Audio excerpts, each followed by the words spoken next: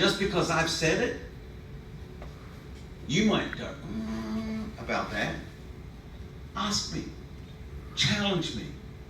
Just because I've got pastor ahead of my name, it doesn't make me infallible. We're all equal.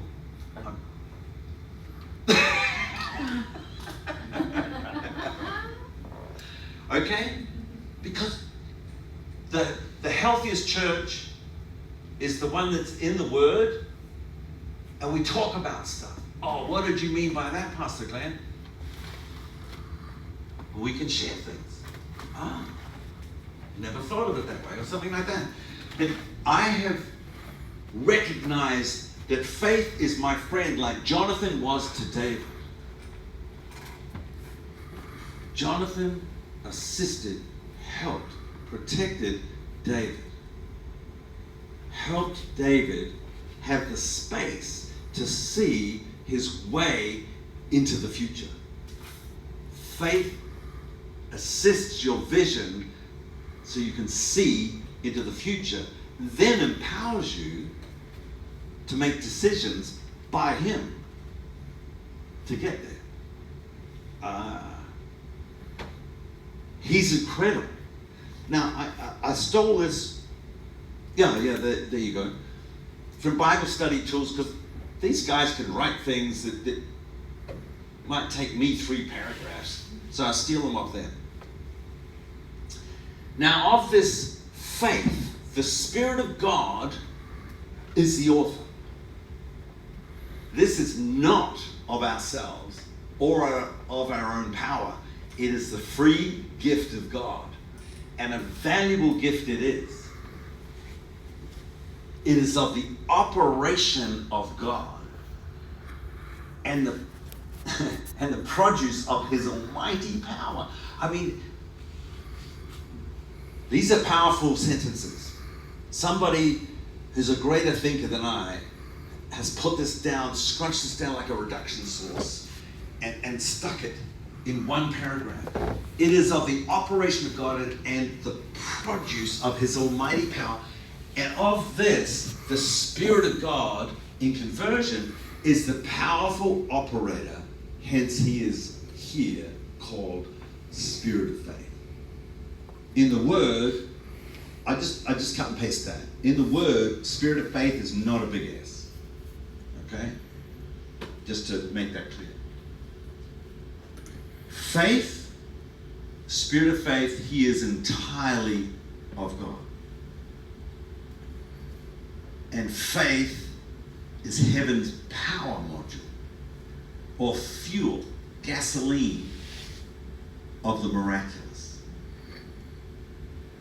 Of the miraculous. Of the miraculous.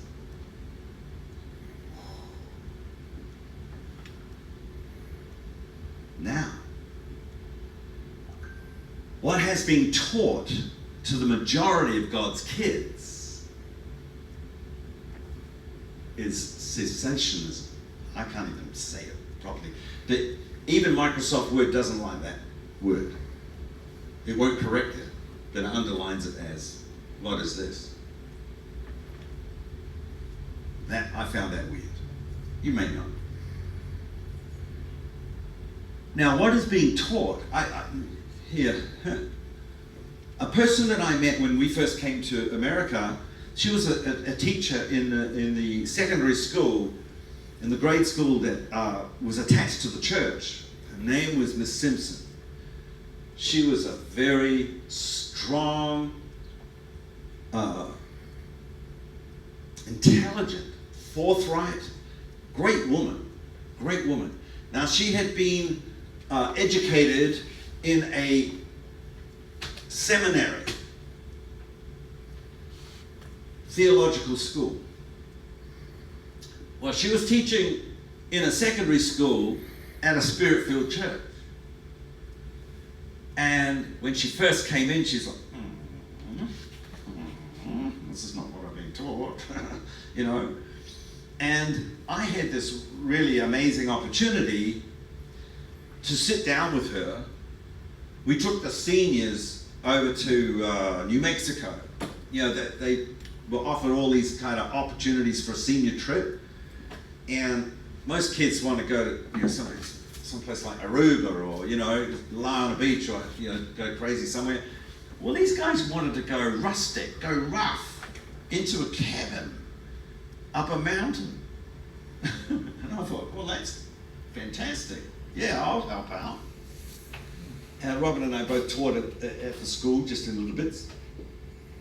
And so I got to travel with this lady whom I already liked, because she was transparent, easy to read. She could read me. We're pretty transparent from down under. We don't really care much.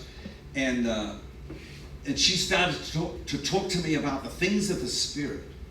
She told me how she'd been taught that the miraculous does not happen anymore.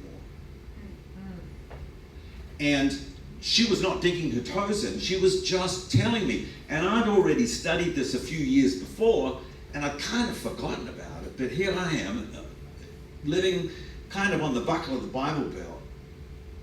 I'm Spirit-filled. I'm just totally convinced, because the Holy Spirit touched my life and turned me into another man. The Holy Spirit touched Saul and turned him into Paul. The Holy Spirit's touched you guys and turned you into different people, but more you than you ever were before. Just how amazing is the Holy Spirit. Yet people go through theological seminaries and taught across the pulpit by the thousands that it doesn't happen. And I promised you a few weeks back, I think I promised you last year and didn't do it, but hey, I'm fallible. But here we are. I'm just going to read the scriptures out that they use to teach, to say that the miraculous finished with the apostles. So, here we go.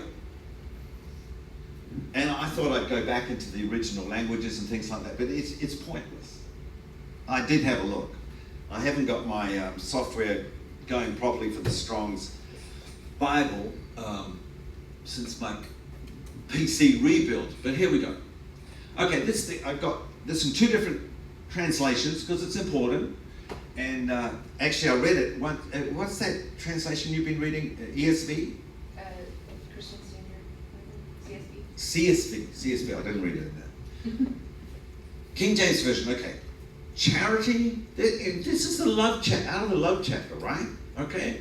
1 Corinthians 13. Charity never faileth, but whether there be prophecies, they shall fail. Whether there be tongues, they shall cease. Whether there be knowledge, it shall vanish away. For we know in part, and we prophesy in part. But when that which is perfect is come, then that which is in part shall be done away. Okay, it's a little Old English. So let's go to the NIV. Love never fails. But where there are prophecies, they will cease. Where there are tongues, they will be stilled. Where there is knowledge, it will pass away. For we know in part, we prophesy in part, but when completeness comes, what is in part disappears. Okay. So in the King James, the word perfect is, in the NIV, completeness. And it varies from translation to translation between those two English words generally. And it comes from the original language as teleon, which simply means perfect or completely perfect. Okay, so what the cessationists say is that happened with Jesus on the cross. But completeness and perfection is not here. I mean, just look at our political system and situation. Over the last 20 years, for goodness sake. crazy.